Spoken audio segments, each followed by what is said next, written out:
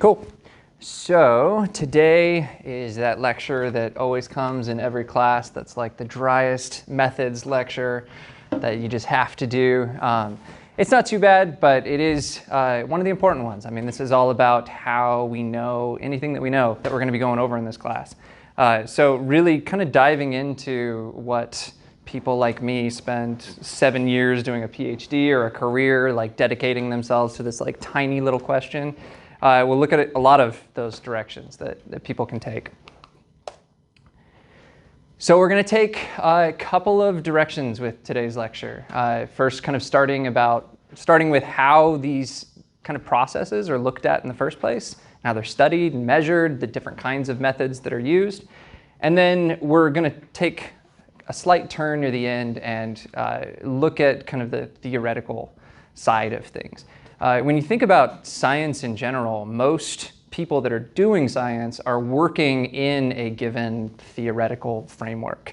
They're specifically looking at motivation when they study groups, or they're looking at how the cognitive effects of each individual are affecting the group dynamics and the group membership. And their results are usually written up in a way that it either supports or refutes whatever the given theories at the time are. So it's really good as kind of a foundation to just know kind of where a lot of this stuff is coming from and where the researchers themselves kind of embed their ideas. So this is something, the beginning of the chapter kind of poses all of these questions that are these kind of intuitive questions that we have about group membership in general, right? Are humans truly social creatures? Yes, they are. I think we are the most social creature on the face of the planet, and that's why we're able to accomplish such amazing things. Is the key to controlling people controlling their groups, right? This is a very political question. This is the question of control that's lasted for hundreds of years, right? How do we control identity processes? How do we get people to buy into our ideas and buy into the direction that we want them to go in and organize their behavior? What happens when a bad apple joins the group, right? There's tons of work that's been done on what's called process loss, right? We join these groups and we expect the group that we're a part of to be able to accomplish what it's supposed to accomplish. And if you look at each individual in that group, they have the right qualities to achieve whatever they're supposed to, but for some reason, people just don't mesh with one another. There's someone that just throws off kind of the sync of the group, and the group just doesn't perform well. And we'll kind of get into in later lectures kind of how that works. Why do groups that are initially unified eventually fall into disarray? So this is actually something that's really cool in the case study that we're going to go over next Wednesday. It's a really interesting one. But it really gets into why some groups are able to like really kind of come together and unify and achieve things, and others that may seem on the surface to be better just don't perform well. So why do groups and their members act, feel, and think the way they do? All of this is going to get into some like identity process type stuff that's some of my favorite work in this course. But the whole point of this slide was just to kind of show that like this is where a lot of this research starts, right? Is these kind of fundamental, like, what does it mean to be who we are and in the groups that we're a part of, and how does power and influence work? And that's usually the jump-off point. But then as a researcher, you have this very, very limited space to work with, right? So you might be interested in this bad apple question, but then how do you actually form an experiment to test that, right? What individual elements are you looking at that actually justify whether this is a real principle or not? So measurement, a lot of this lecture is going to be very intuitive and kind of obvious, but we'll kind of frame it in terms of how it's relevant to the class. So observation is a big one, especially early on in the field. There's a lot of argument that psychology kind of skipped a lot of this. Most sciences in their early days start in the observation stage. They just kind of try to describe what they see rather than actually performing experiments. And psychology, when it came about, kind of just jumped right into the experiment portion. And a lot of people these days think that it's missing a lot of theoretical framework because of that. But the observations themselves will kind of go into what these things mean, covert and overt. You can be a participant in the group that you're a part of. It's Mainly like, do people know that you're observing them, or is it more of a secret? We have this other form of measurement that involves interviewing people. And so this is going to be more of an individual basis, trying to understand each individual person in the group and how they contribute to the overall effects that you see. But we're going to see things like self-report measures are really big. That's a huge component of psychological studies, sociological studies, handing out these surveys and questionnaires. But whenever you do that, there's always these questions of how reliable is that measure that you're putting out, and how valid is it? Is it actually measuring what you intend to measure? I don't know if it actually comes up in the lecture, but in science, you often hear the term operationalize. So let's say that we're interested in this bad apple idea that we were talking about earlier.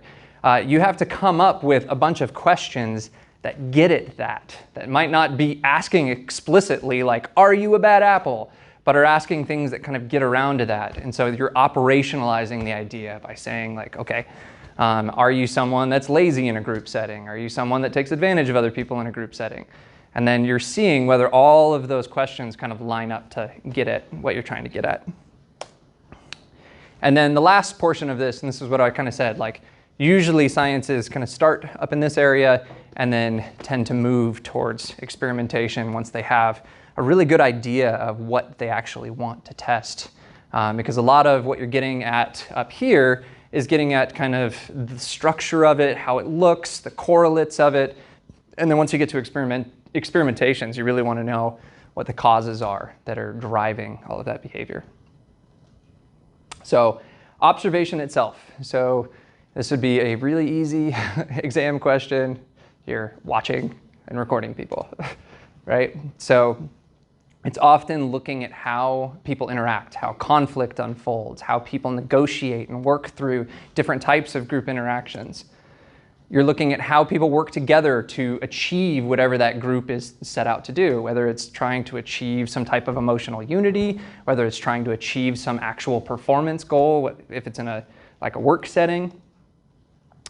This is a really interesting one. This is what I think is very uniquely human, is our ability to deliberate, to weigh options, and to try to figure out what the best route to take actually is.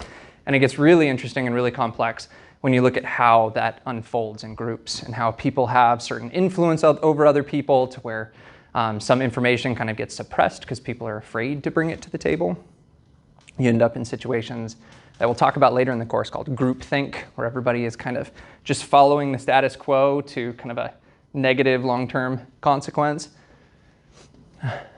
But this is one I mentioned kind of earlier on, but conflict in here, you're also looking at kind of inter-group type stuff, groups conflicting with each other. And then this is a big one that we'll get into when we look at group development and group membership and structure of groups.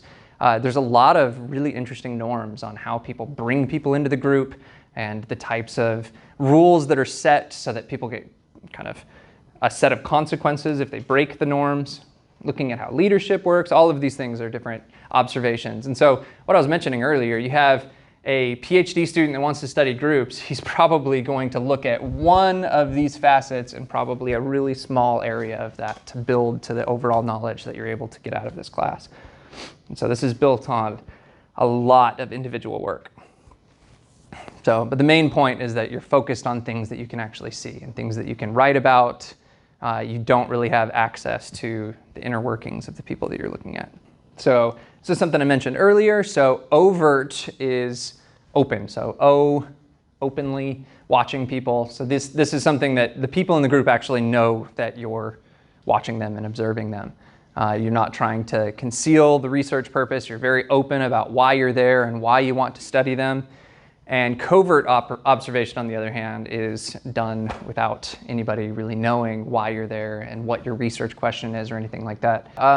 There definitely are a lot of instances where overt observation, you can still get at the things that you want to get at, despite the fact that your observation might be changing the group in some way, because you're not fundamentally changing the entire structure of the group, right? They might act a little bit different, but you're still able to observe the norms of that group, the structure of that group, the leadership of that group. It might be like little interactions that change, but for the most part, there's a lot of really good research that comes out of overt observation. And then covert observation, The other side of this is that often in order to get the kind of knowledge that you want from covert observation, you really have to get into that group and be accepted by that group, right? You have to like actually be viewed as a member for people to be able to trust you, to be able to share things with you.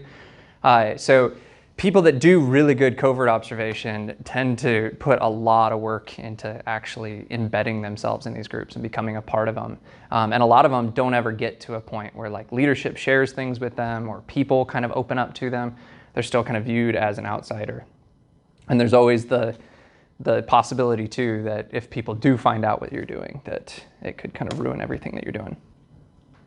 The other side of this is, and this is kind of hand in hand, this is not something that's like either or. You can do participant observation that is covert, but this is the idea of actually being a part of the group while you're watching and recording and all of that.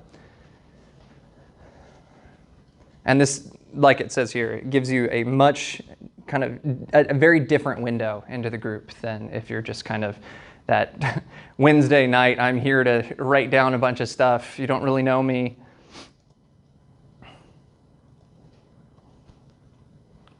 And this is what all of you are kind of getting at, right? Is what you were talking about has a name in the field. It's called the Hawthorne effect. And so it's just the idea that people will change how they're acting if they know that they're being studied by researchers. And you guys tapped into a lot of the underlying biases, right? We want to be viewed in a positive way. We want people to believe that we're good people, that we follow the rules and all of these things. And so if we know people are watching, we may be more prone to lean in that direction.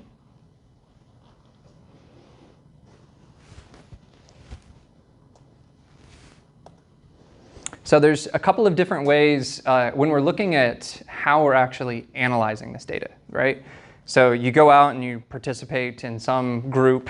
What are you actually doing while you're doing those observations? Are you just writing a bunch of notes about what you see and about the people and how they're interacting and like what the facial expressions are like, what the mood and the quality of the interactions are like?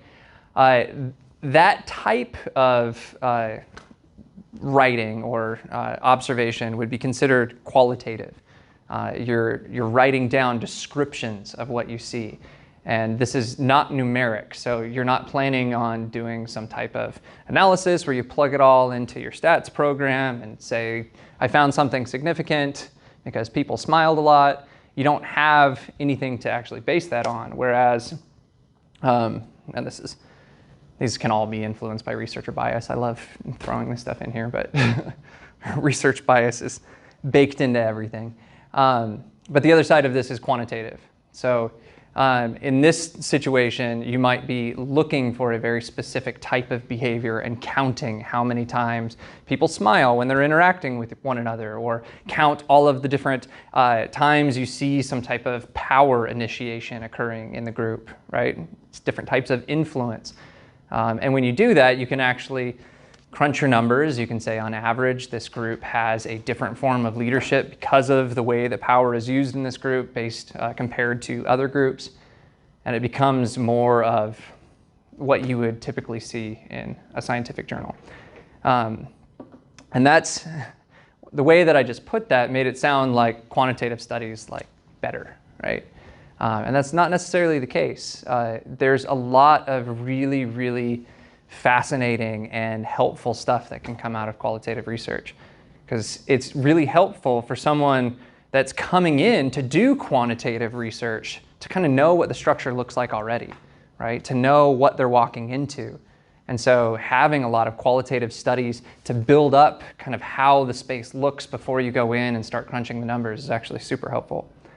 But this is a really good point here on the qualitative study. I kind of made a joke about it, but if you're just sitting there and like writing journal notes, right? Everything that you're writing about the interactions that you're seeing are influenced by the experiences that you've had as an individual, the kind of groups that you've been a part of, the types of leadership and power dynamics and influences that you've been a part of, all influence the way that you're going to write down those descriptions. And so you kind of have to know that when you're reading that kind of work. This comes up on like every psychology class. Reliability, right? So reliability means that you're getting the same thing every single time that you measure it, right? You don't give someone a survey and they answer it and you give it to them 3 days later and it's a completely different set of answers. That means that you're probably not measuring what you intended to. And a big tool in the field is what's called inter-rater reliability. We're going to do an activity after class that kind of gets into this. But it's having multiple people all doing these quantitative analyses and then comparing with one another to make sure that everyone is kind of on the same page. And then validity, on the other hand, is more about what you're measuring actually getting to what you intended to measure. So that's what we were talking about earlier with the whole bad apple. You create a bunch of questions, and then you as a researcher are like, yeah, all of these questions are getting at whether or not this person is a bad member in this group. But it may just be looking instead at how lazy a person is or how engaged or conflicted that person is. This is a really big problem in psychology. I don't know how many of you have heard of like the replication crisis in psychology and how it's like crumbling this ivory tower that we're standing in right now. But a lot of it has to do with the fact that people were just kind of coming up with measures that didn't really mean anything, among lots of other things, but p-hacking is a big one. So self-report measures. So these are kind of bread and butter of psychology research, of sociological research, these questionnaires that we're giving people. There's a lot of validity in these, but there is also a ton of bias when someone's filling out one of these about themselves, right? It's actually really hard to like look at ourselves without that bias. Cool. So kind of covered all of this, but big ones, this is a really important one in the field, is the whole questions need to actually be worded in a way. In terms of the exam, self-biases are the big one, right? And group biases, like you're answering the way that you think the researcher wants you to answer, or the way that you personally view yourself and want to answer. But then there's also a really big part of this of the members themselves just really not feeling comfortable. Like, we'll talk a lot in this class about the stages of trust between people, right? Like the first stage, like you don't want to share personal information with people. Those walls are up. I mean, that was cool in the last class. Like before we started that activity, like no one was looking at each other. And afterwards, like there were stories being told. People were telling stories about themselves.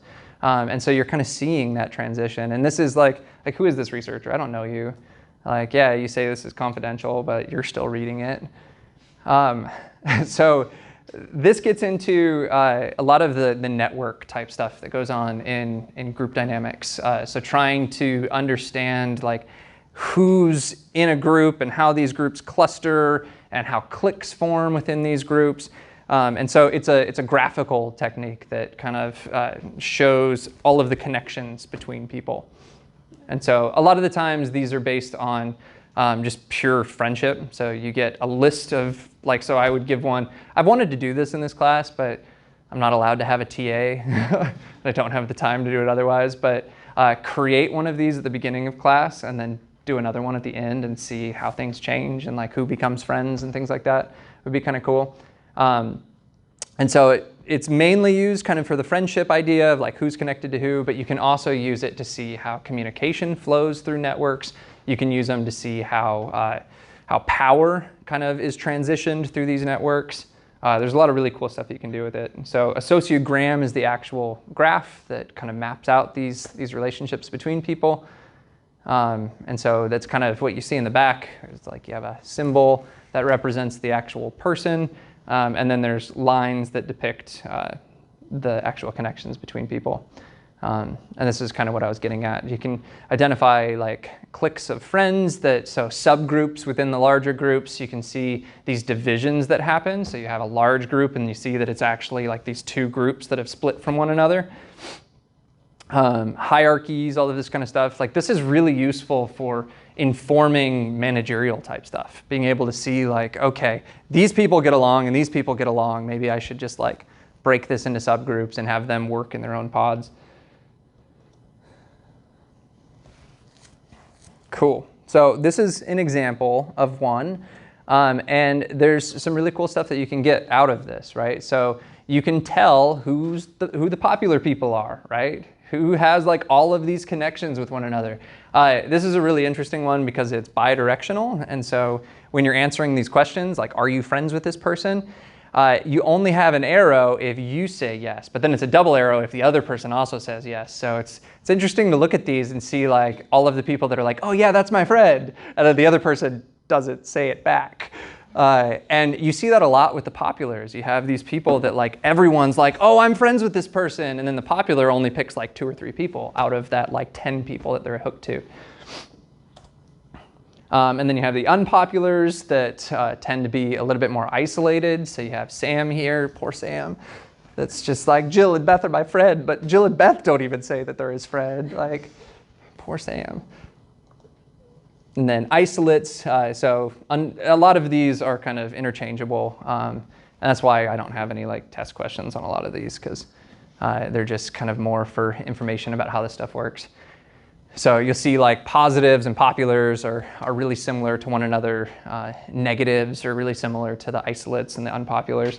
And this gets kind of annoying in the literature because there's not like a standard language around this stuff. So some people might use positives while some other people might use populars. It's like every time you get into a new scientific field, you have to learn a new language. Cool. And so this is a little bit more, so I'll just kind of put some of these up here and we can kind of go through them. So pairs are ones that have reciprocal bonds. So those are the ones that I chose you and you chose me. Clusters, so these ones I think are more important because these are actually describing like what researchers are actually looking for. So a cluster is a subgroup. So you have this group right here. This is a subgroup, right? Within this larger organization. And kind of one of the main ideas in the class that we'll come back to a lot is it doesn't matter what group you're a part of, how big it is, that group is made of tons of tiny little groups. And this kind of demonstrates that really well. So cohesive groups are ones that have tons of mutual pairs. So you have this one up here, this kind of pentagram devil star up here is a really highly cohesive one because everyone is saying that they're friends with each other. Centralized groups are ones where you have a small number of people that are liked by tons of people. And this is, if we kind of take the idea of being liked out of it, this is the formation of most businesses, right? Businesses are centralized structures. You have one manager that's in charge of multiple people underneath them, right? And it kind of works up like that. And then schismatic groups are 2 or more subgroups with very few. So this would be a schism right here. You have this group here and you have this group here with this one connection between the 2 of them. And these people that are in these positions, so in this one here, you have I and H, tend to be really important people in the group because they're the ones that can kind of mediate relationships between the 2 subgroups. So I know this one has a lot of underlined stuff on it, but cohesive, just think about the fact that everyone is kind of working together. There's tons of mutual pairs. Centralized, think of like a pyramid with one person at the top and a lot of people below it. And then schism means to split.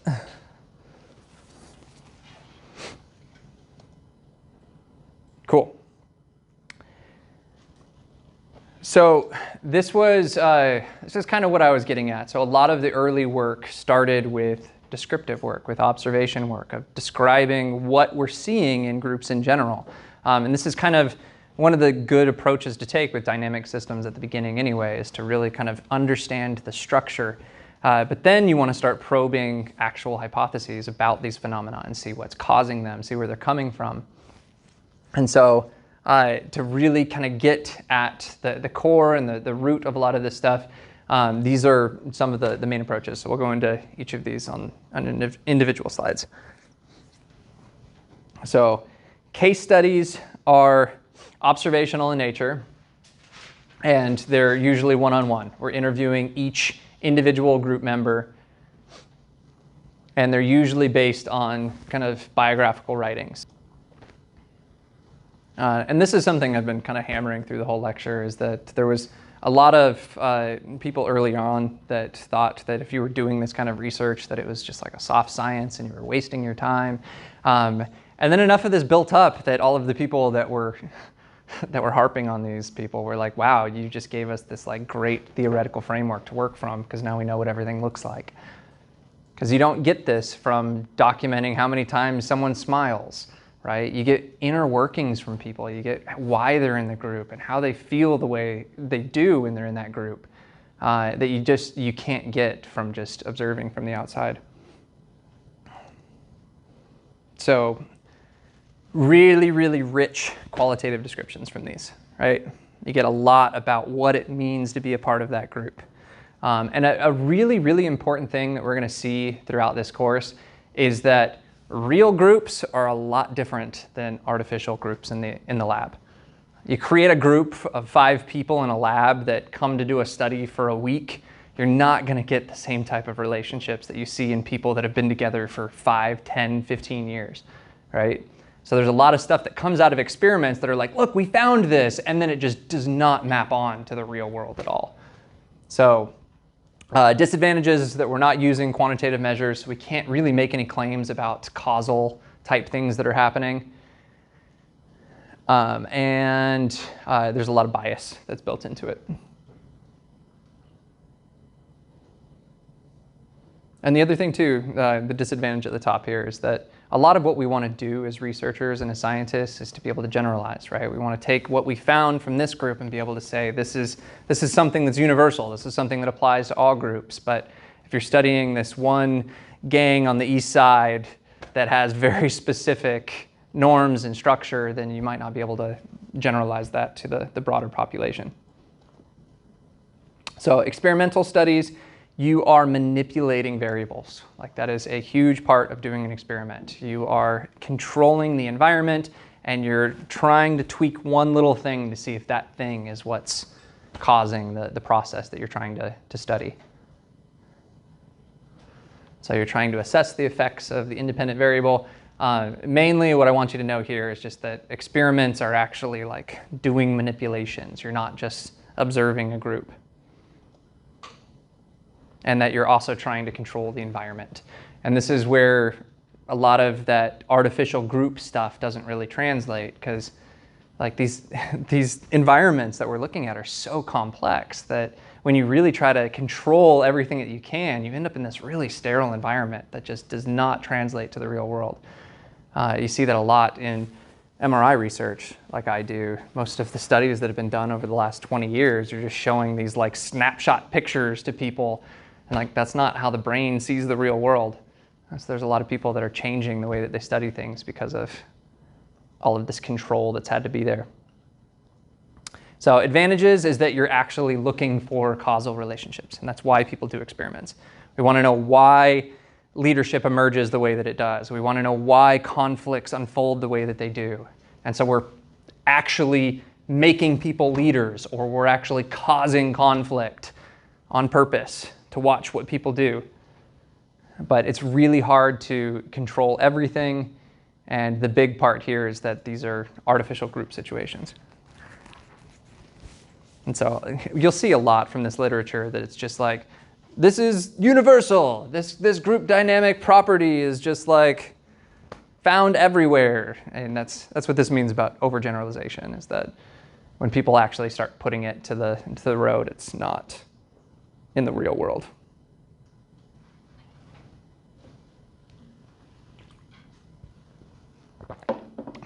And then the last one here is correlational studies. This should be a really easy test question because it's just measuring the strength and direction of a relationship. So if these two things happen at the same time, there's a strong relationship that's positive. If this thing happens while this other thing doesn't, then there's a negative relationship. And some nice 302 refreshers. correlations, -1 to +1. So a 1 would be a really, really, really tightly correlated, and a 0 would be not at all. And so here, it's really nice in terms of studying groups without actually messing with stuff that you don't get in experiments. But there's the whole like not really knowing what the cause of these things were and why these things are actually related in the first place. There's the great like ice cream and murder rate correlation. Like, people are not murdering people because there's cheap ice cream. It's just because it's summer. Cool. And I think that leads us, okay, cool. We got one more. And so this is just kind of a wrap up for these, is just to say that there's a lot of what they call researcher degrees of freedom. There's a lot of different ways that me as a scientist can kind of go into this and study the groups that I want to study. And it's a lot of pressure because it's like you have all of these options and you really have to pick one, and you have to say, I'm going to study this group in this super narrow way and hope that I find something that makes my career. Being a scientist is like all luck. A little bit of skill, but lots of luck. Cool. Yeah, and so the idea here is that you have case studies, and correlational ones are going to be more about developing the theories themselves, and then experiments are more about kind of testing those theories and making sure that we've worked them out the right way. Cool. So we'll get into theories. So this is a little bit more interesting, a little bit less dry. It's going to get more at the heart of why these researchers are doing this in the first place. Like, what are these really cool processes that are driving these people to want to spend their whole lives studying this kind of stuff? And a lot of it is just, it's like, okay, let's organize everything around this kind of generalizable principle that's kind of underlying all of these actions that we're looking at. And these theories are usually used to kind of probe and start future research. And this is a good word right here. I know we have someone in here that's doing a philosophy degree. Assumptions are huge in this arena, where you have this, you create this whole theory based on how you think the world works. Philosophy is all about this. It's about going back and seeing that all of these theories that were made were based on these like faulty assumptions when they started.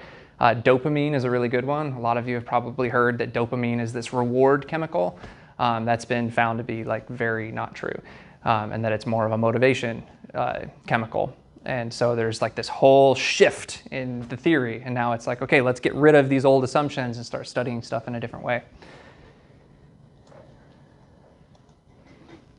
So the first one that we'll go over is kind of motivation. Why are people joining the groups that they're joining? Why are they motivated to stay in the groups that they are? What is it about the emotional experience while we're in these groups? And the whole idea about motivation, and it's interesting, emotion and motivation are very tightly coupled with one another. It's what is causing people to pursue things, to move through the world and to make the decisions that they're making. And so this is a really good word for motivation. What is energizing our behavior? What is causing us to crave things and to want things? Whether it's acceptance, or whether it's support, or whether it's power and influence. Like, what is it behind those concepts that's motivating us towards that behavior? And what a lot of these researchers think is that if we understand the motivation, then we can really understand kind of the intensity and why people spend as much time as they do seeking these kind of things. I'm actually going to be teaching an addictions course at Bushnell, so I've been doing a lot of research here, looking at addiction. Yeah. Mm-hmm. Oh, yeah, I'm going to teach people how to write notes. So emotion, this is a very kind of broad, I mean, there's not a good definition of emotion, but it's really about our subjective state. Like, how is it that we feel right now? And is the way that we feel right now driving our behavior in some way, right? If we feel hungry, are we motivated to get food? If we feel like we need social acceptance, if we feel like we need recognition, is that going to motivate our behavior in one direction or another? I like to think of a lot of these things in terms of like Maslow's hierarchy, right? People that are starving are going to act very differently than people that have security and a roof over their house and food to eat. And you tend to, when you have these needs met, to kind of lean more into the social human experience of wanting acceptance and recognition and kind of self-exploration. But the really cool thing, this last thing here, we'll get into when we talk about cohesion. There's this really interesting kind of collective mood. You've probably all felt it at a concert, whatever, this effervescence that you're a part of. You kind of join in with this feeling that the group has. Really interesting phenomenon that we don't really understand.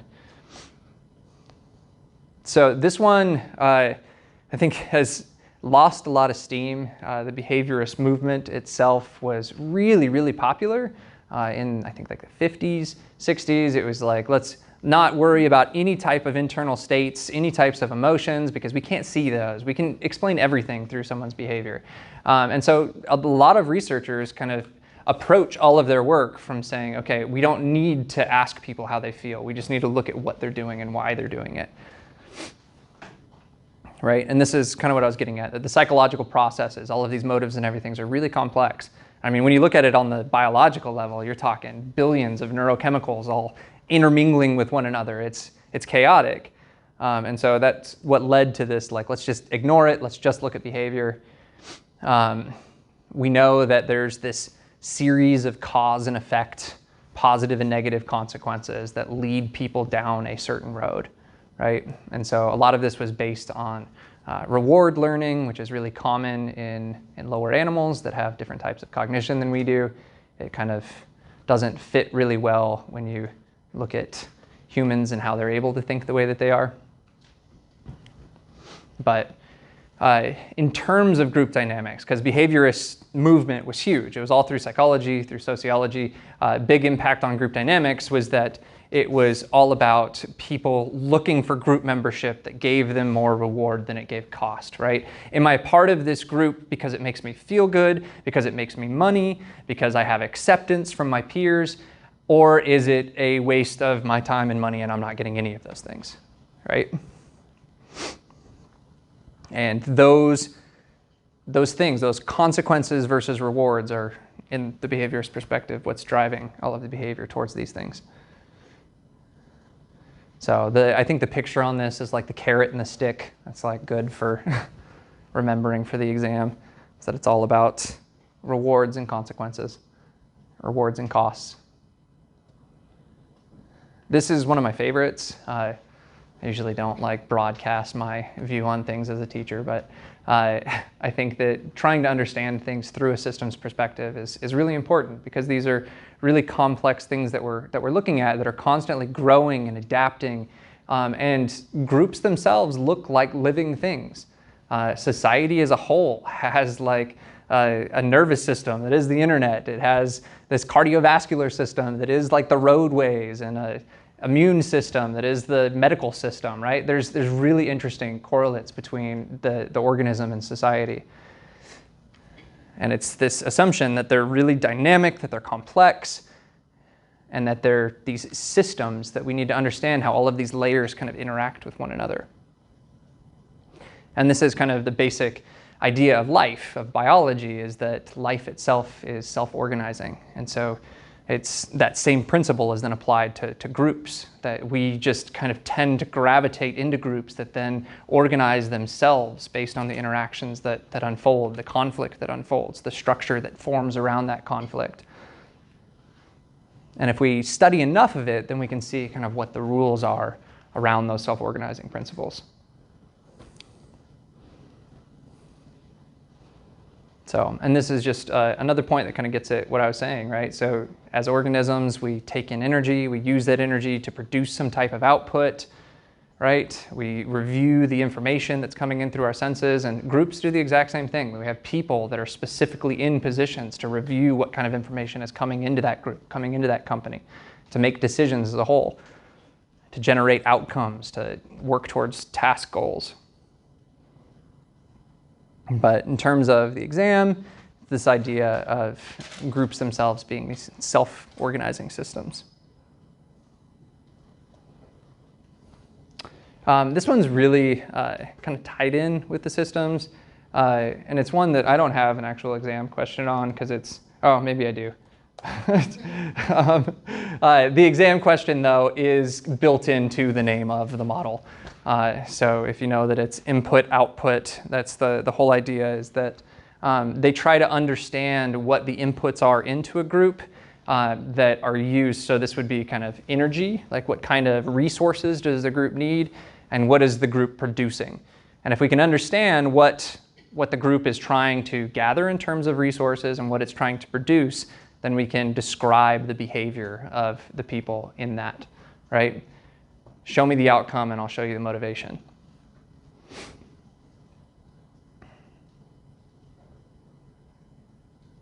And so this is all around processes.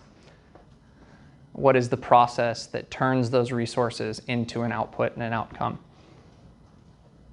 And what is it about that outcome that's actually motivating that behavior? Why do people even care about what that group is producing?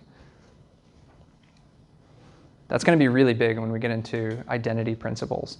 And the best groups, the most efficient groups, are the ones where the people that are working actually care about this, right? You've probably been in a lot of jobs where you're just like seeing the trees and none of the forest, and it's like, why the hell am I here? And there's not a lot of identity that comes with that. It's like, I'm not proud to be a part of this company. Like, they signed my paycheck, great, but the people that get efficient workers are the ones that can invoke these identity principles by getting you to care about what they're actually doing.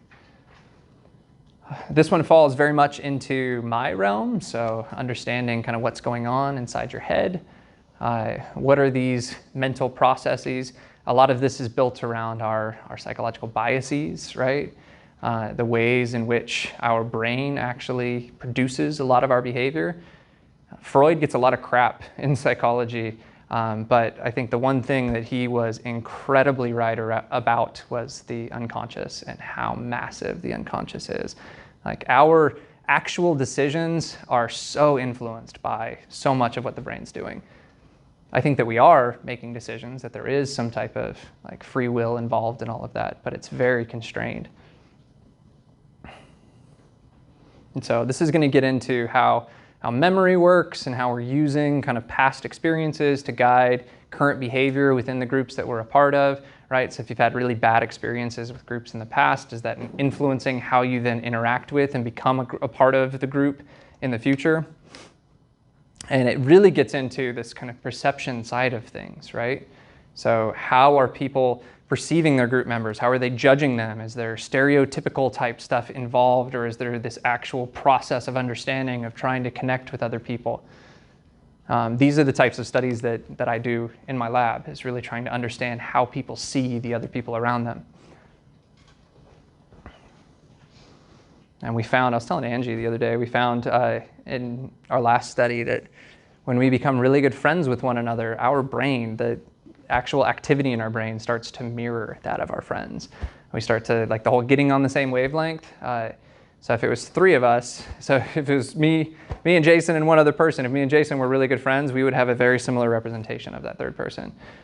We don't know if it's like chicken or the egg thing, like if we became friends because we saw the world the same way, or if it was the process of becoming friends. But there's some really interesting perceptual stuff there.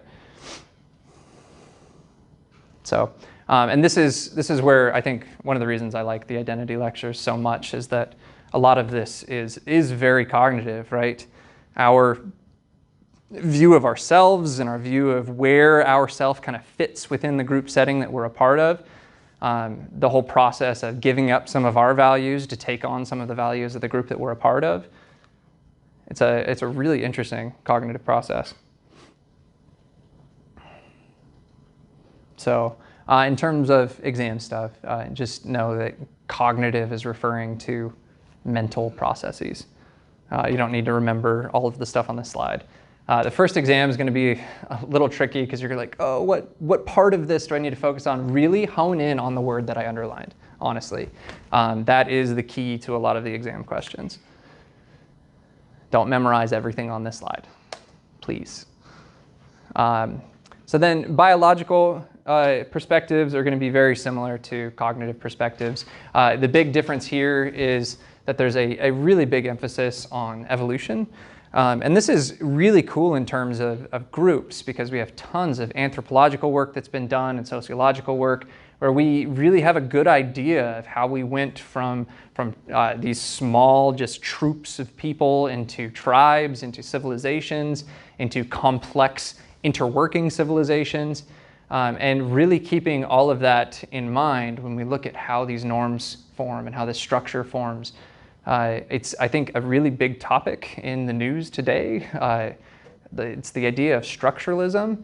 Why is it that our institutions are built the way that they are, and is that the way that they should be built?